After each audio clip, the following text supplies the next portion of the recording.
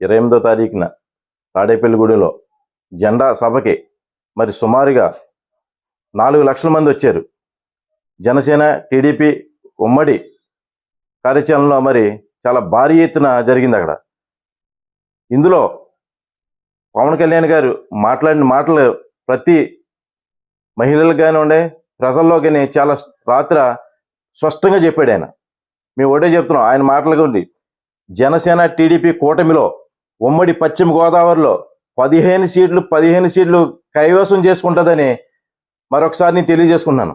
అలాగే భీమవరం నియోజకవర్గంలో పవన్ కళ్యాణ్ గారు రావాలి, ఇక్కడ పోటీ చేయాలి.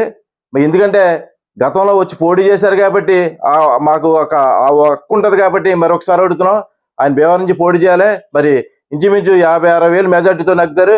ఆయనకి పట్టాభిషేకం చేసి పంపిస్తామని మరి తెలియజేసుకున్నాను. ఈ పార్టీలో జనసేన పార్టీలో ప్రసార కమిటీ విభాగంలో మరి జనరల్ సెక్రటరీగా నేను ఇచ్చారు నాకు పదవి.